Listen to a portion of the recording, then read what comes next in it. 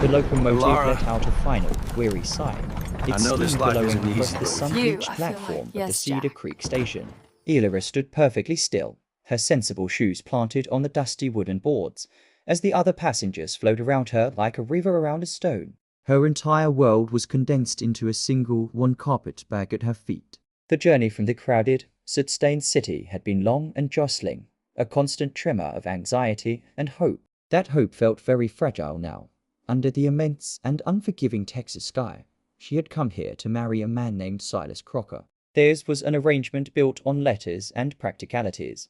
He was a rancher seeking a sturdy, hard-working wife. She was an orphan with a strong back and an honest heart, but no prospects. She had been painfully clear in her correspondence. She possessed no dowry, no family money to bring to a marriage. His reply had been a balm to her worries. He had written that her honesty was a currency he valued more than gold, that in the West, a person's character was their true worth. She had believed him. She had pinned all her dreams on those words. Now, a man in a stiff, store-bought suit approached the train conductor. They spoke in low tones, their voices a dull murmur beneath the hiss of the engine. The man handed the conductor a small envelope, then tipped his hat in Elara's direction. It was not a greeting. It was a dismissal, cold and final. He turned and walked away without a single word. Her heart, which had been beating a frantic rhythm against her ribs, seemed to stutter and slow. The conductor's face, previously cheerful, folded into lines of pity as he walked over to her. He held out the envelope. "I am mighty sorry, miss," he said, his voice gentle. "There appears to have been a mistake." Elara's fingers trembled as she opened the telegram. The message inside was brief and brutally clear.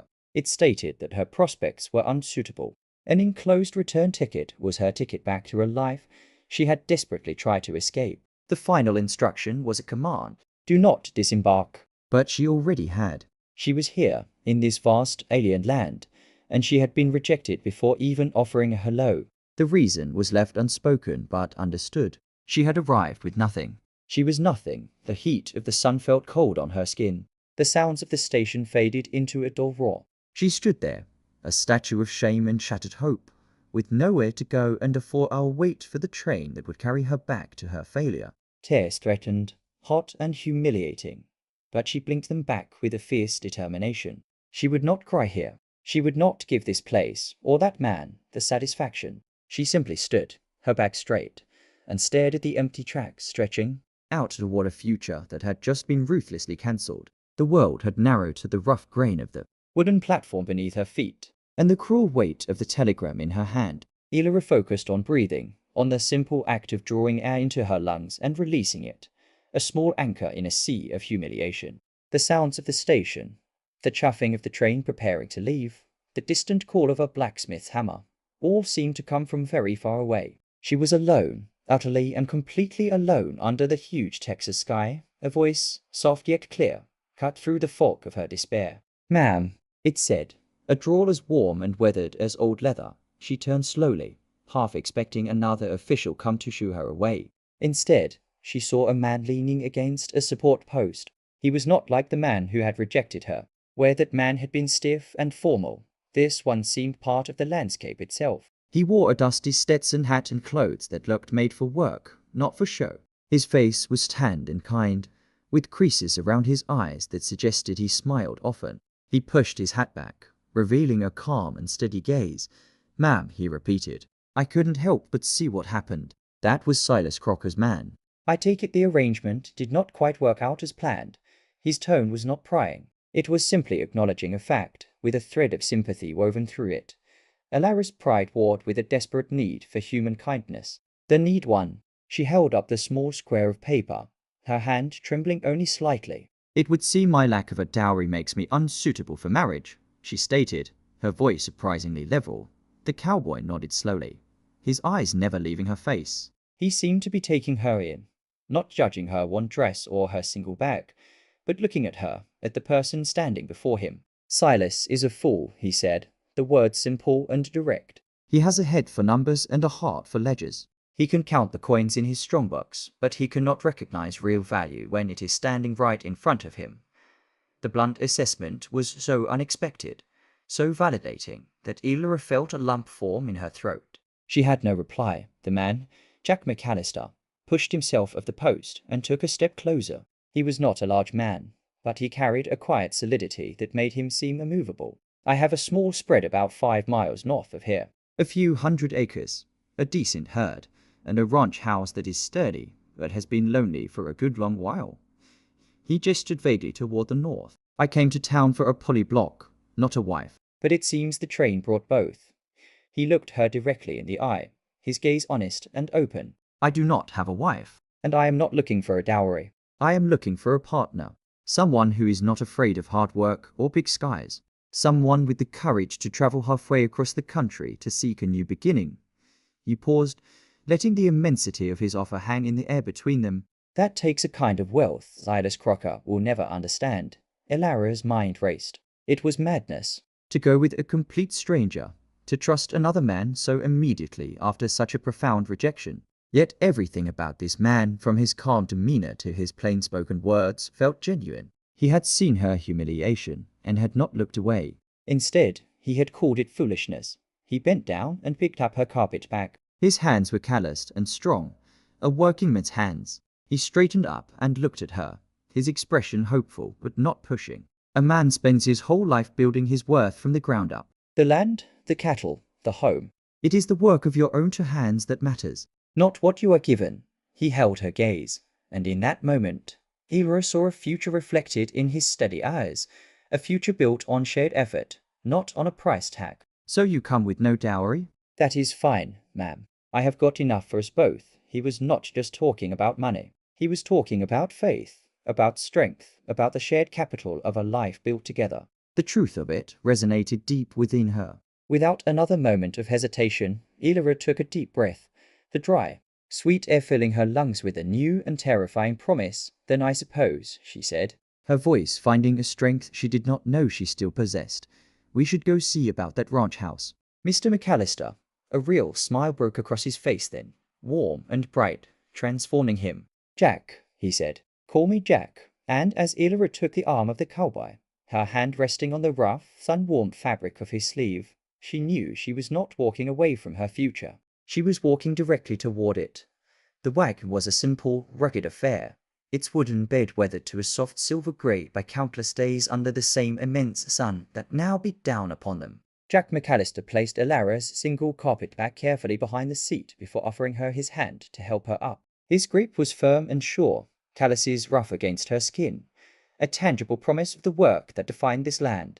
The wagon seat creaked as she settled onto it, the leather warm and stiff. Jack climbed up beside her, took the reins in his capable hands, and with a soft click of his tongue, set the two horses into motion. The town of Cedar Creek fell away with a startling quickness, the handful of wooden buildings and the train station shrinking into insignificance against the vastness that unfolded around them. The road was little more than twin ruts carved into the earth, winding through a landscape so enormous it felt like a different world. The sky was a ball of endless, brilliant blue, dwarfing everything beneath it. The air itself was different here, carrying the dry, clean scent of dust and sagebrush, a fragrance entirely foreign to a girl raised on the sooty dampness of a city. It was quiet, a deep and profound silence broken only by the rhythmic clop of the horses' hooves, the groan of the wagon wheels, and the whisper of the wind through the tall, golden grass.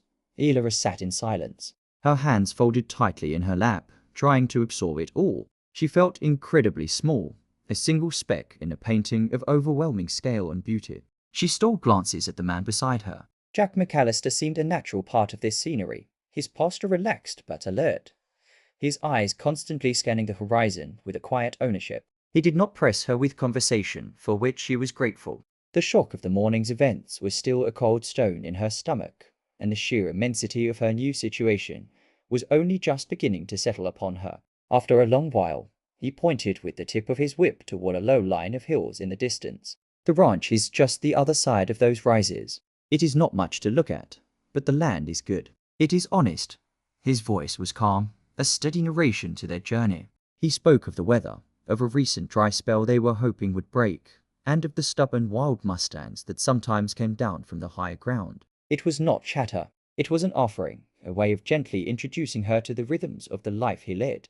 They crested a final rise, and the ranch spread out before them in a shallow valley. Elara's first sight of her new home was of simplicity and function. not grandeur. A modest wooden ranch house, little more than a cabin, sat solidly against the elements, its porch a narrow shelf overlooking the land. A weathered barn and a small corral stood nearby, and she could see a handful of cattle like slow-moving dots in the distance. There were no fancy trimmings, no painted fences. It was a place built for work, not for show. Yet there was a quiet dignity to it, a sense that it had been carved out of the wilderness through sheer determination. Jack brought the wagon to a halt outside the house. He jumped down and came around to help her, his hands again steadying her as she stepped onto the ground. "Welcome," he said, and the word sounded like a genuine invitation. He picked up her bag and led the way onto the porch, pushing the front door open.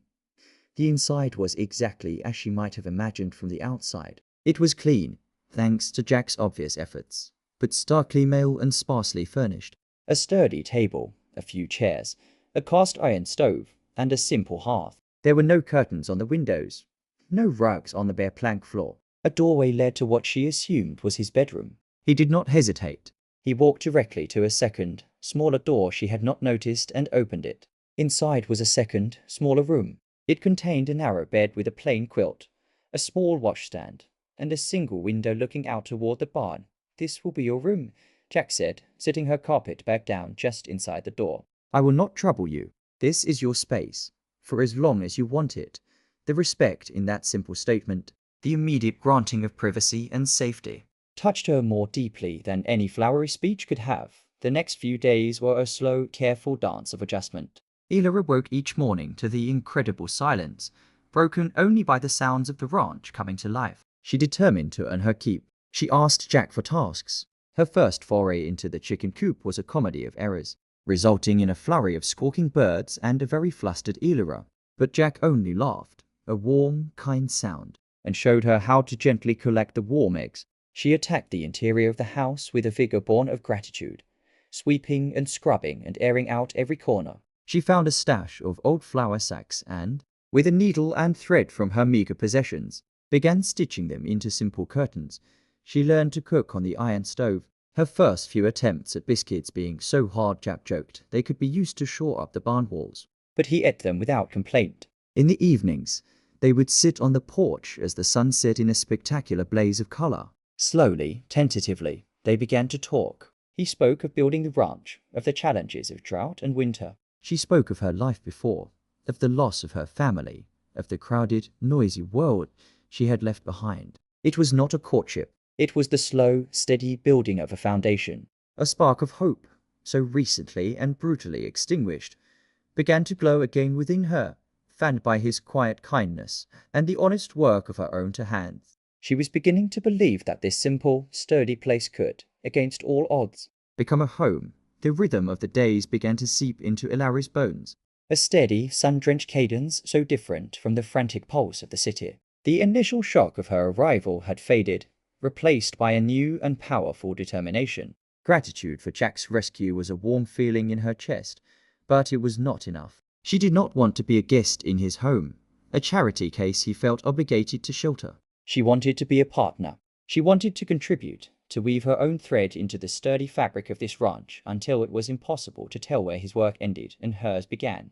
One evening, as they finished a simple supper of stew and the tough biscuits she was finally mastering, Elara looked across the table at Jack. His face was tired but content in the soft lantern light. "Jack," she began, her voice firm, "I need to know what I can do to truly help, not just the chores inside. I want to help the ranch itself. I want to make it better." Jack looked surprised, then thoughtful. He leaned back in his chair, considering her not as a woman he was sheltering, but as the partner she had asked to be. "Well," he said slowly, idea sparking in his eyes, "the soil out back near the rain barrel is rich. I have always thought a proper kitchen garden would be a fine thing. Save us a trip to town for greens. And the west pasture fence is getting shaky. I could use an extra pair of hands to hold posts steady while I nail them." The next morning, their partnership began in earnest. Elara attacked the patch of earth behind the house with a fervor she did not know she possessed. The Texas soil was stubborn, baked hard by the sun, but she worked it tirelessly with a hoe Jack provided, turning the earth until it was dark and soft. On his next trip to town, Jack brought back a packet of seeds, lettuce, carrots, and some hardy potatoes. Elara planted them with careful hands, each tiny seed a promise for the future. She carried water from the barrel, learning the precise amount each plant needed to survive the relentless heat. When she was not in her garden, she was beside Jack, her hands covered in dirt and her dress dusty. Holding fence posts was hard, physical labor. She felt the strain in her arms and back as she braced the rough wood, steadying it against the blows of his hammer. She did not complain. She learned to watch the clouds for signs of rain, to listen for the different calls of the birds, and to understand the moods of the two horses in the corral. The vast, empty landscape that had once seemed so intimidating began to feel familiar, its secrets slowly revealing themselves to her. Inside the house, her touch became more evident. The flower-sack curtains hung crisp and white at the windows. She had arranged a few late-blooming wildflowers in a tin can on the table. The smell of fresh bread now often greeted Jack when he came in from his work, a simple luxury that never failed to make him smile. Their conversations on the porch deepened. They spoke of dreams now, not just pasts. Jack confessed his hope to one day breed a stronger line of cattle, to build a bigger barn. Elara, emboldened by his faith in her, shared her own quiet dream of a small orchard someday. A few apple trees to blossom in the spring. They were building something together. Something more than a garden or a sturdy fence. They were building a shared life, brick by brick, seed by seed. Elara would look out at the garden, seeing the first tender green shoots pushing through the dark earth, and feel a corresponding growth within herself. She was no longer the discarded woman from the train station. She was Elara, who could grow food and mend fences. She was becoming necessary, and the feeling of being needed, of contributing to this small world under the big sky, was a richer reward than any Dowry chest could ever contain. The success of the garden and the solidity of the newly mended fence filled the ranch with a quiet sense of accomplishment. Several weeks had passed, and the rhythm of their life together felt natural, almost easy. A trip to town for supplies was necessary, and this time, Elara felt none of the trepidation that had marked her first arrival. She sat beside Jack on the worker's seat, her posture straight, her sun-kissed hair tucked neatly under a simple bonnet. She felt, for the first time, like she belonged in this landscape, a feeling as solid as the wooden seat beneath her. Cedar Creek was bustling under the midday sun. Jack left her at the general store with a list of provisions while he went to the blacksmith to have a horse shod. The store was a familiar chaos of smells, of leather and coffee and dried apples. Elara moved through the aisles with a new confidence, selecting flour, sugar, and a new packet of seeds for a fall crop. She was examining a bolt of sturdy calico, thinking perhaps she could make a new apron, when a voice, cold and familiar, cut through the warm air. Well, if it is not the city girl with empty pockets. Elara froze, her hand stilling on the fabric. She turned slowly to face Silas Crocker. He stood with a smug expression, his eyes sweeping over her simple dress with open contempt. He did not bother to lower his voice. Other shoppers, neighbors, and ranchers' wives paused in their own selections to listen.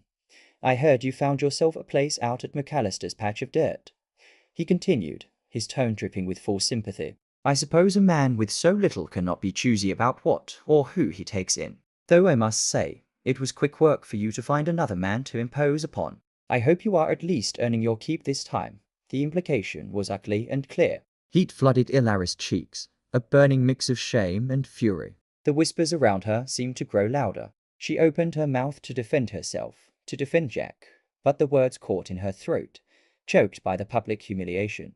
Before she could force a sound, the door of the store opened, letting in a shaft of bright sunlight.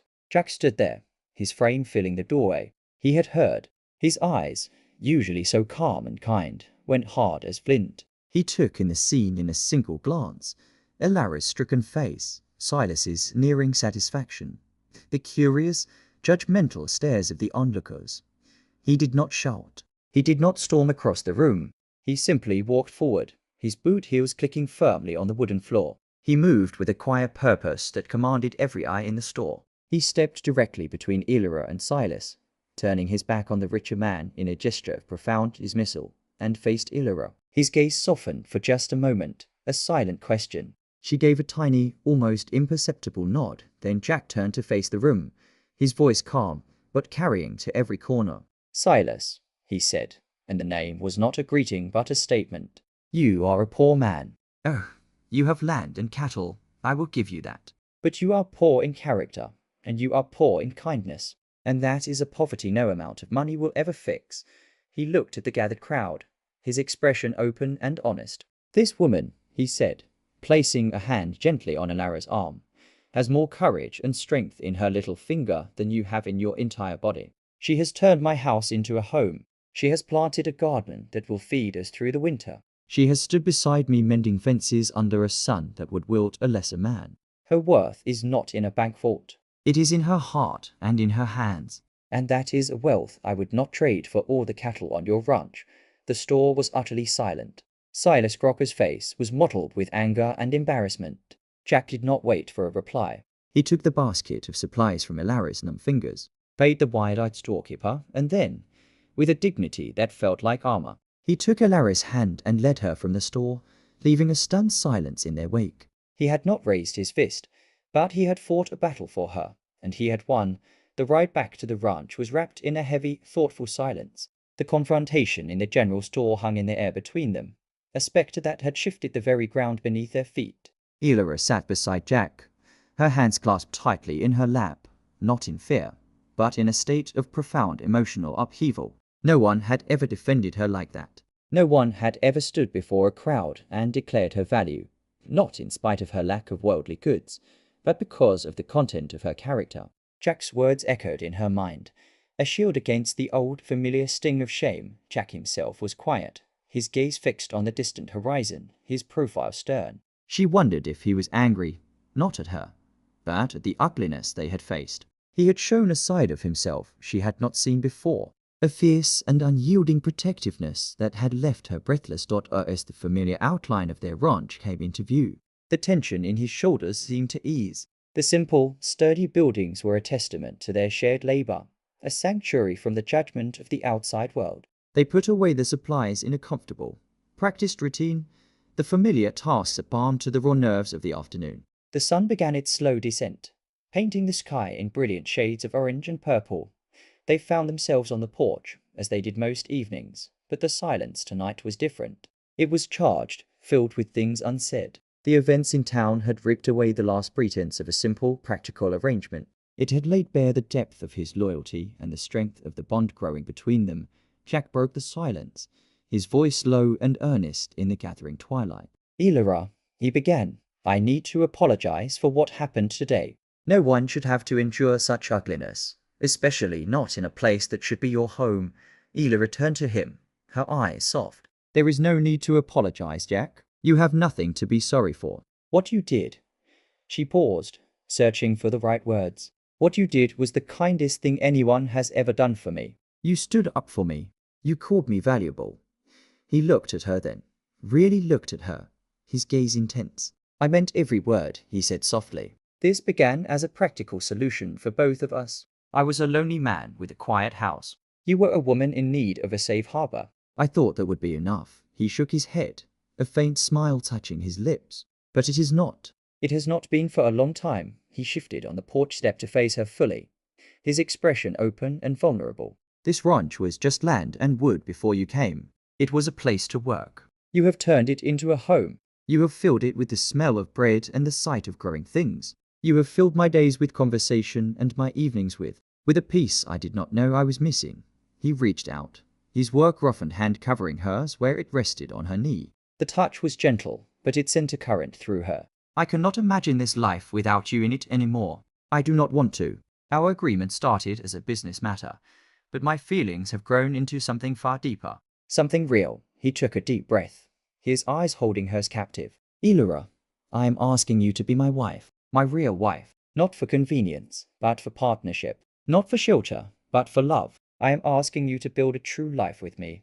In every way, tears welled in Elara's eyes, but they were tears of a joy so profound it felt like a physical warmth spreading through her chest. She saw the truth of his words in his earnest face, felt it in the gentle pressure of his hand. The lonely, discarded woman from the train station was gone. In her place was a woman who was seen, who was valued, who was loved.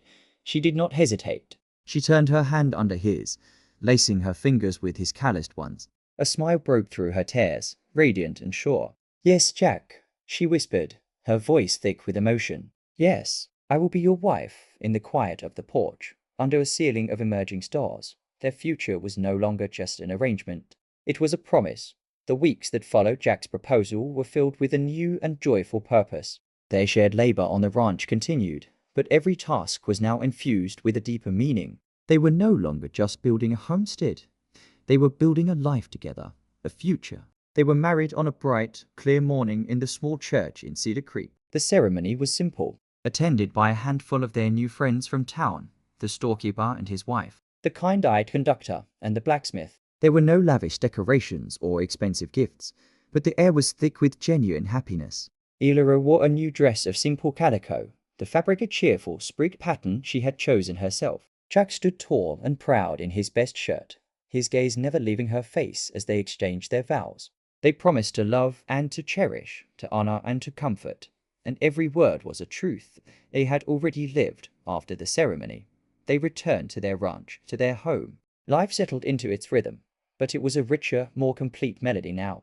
Elara's garden flourished, a vibrant patch of green and gold that yielded baskets of vegetables. She had learned to preserve them, filling the pantry with jars of tomatoes and pickles and beans, a testament to their security against the coming winter. Her baking had become a thing of local renown, and she now regularly traded her extra loaves and pies at the general store for coffee or nails or that precious packet of seeds. She was contributing, truly and tangibly, to their prosperity. One evening, as the heat of the day began to soften into a gentle warmth, they sat together on their porch. The sky was a breathtaking canvas of deep orange and soft purple. Elara looked out over their land, at the healthy cattle grazing in the distance, at the sturdy barn, and at her own abundant garden. A sense of deep, profound contentment settled over her. She smiled, a soft, playful smile. "You know, Jack," she said, her voice light, "I do believe I finally have a dowry after all." She gestured toward the garden. "It's rose-neat and plentiful. There is my fortune, right there in the dirt." Jack followed her gaze, then looked back at her, his eyes crinkling at the corners. He did not smile back immediately. Instead, his expression grew thoughtful, filled with a tenderness that made her heart swell. He reached over and took her hand, his thumb gently tracing the small calluses that now marked her palm. Calluses earned from hard, honest work beside him. "Elara," he said, his voice low and sure, carrying the weight of absolute truth. "You had it all along." He lifted her hand, holding it between both of his own as if it were the most precious thing he had ever held. "Your dowry was never meant to be money in a box or land on a map. Your true dowry was your courage to get on that train. It was your strength to stand back up after you were knocked down. It was your good and loving heart that has made this house a home and this patch of dirt into a place of belonging." He looked from her hand to her eyes, his gaze unwavering. "That is the only wealth I have ever needed, and it is the only wealth I will ever want." Tears of pure happiness welled in Elara's eyes, but they did not fall. They were held in check by the completeness of the joy she felt. He saw her. He truly saw her, and he cherished every part of what he found. She leaned into him, resting her head against his shoulder as they watched the last sliver of sun disappear below the horizon. The land was bathed in a soft, twilight glow. They sat in a comfortable silence, two people who had started with nothing but a promise, surrounded by the immense riches.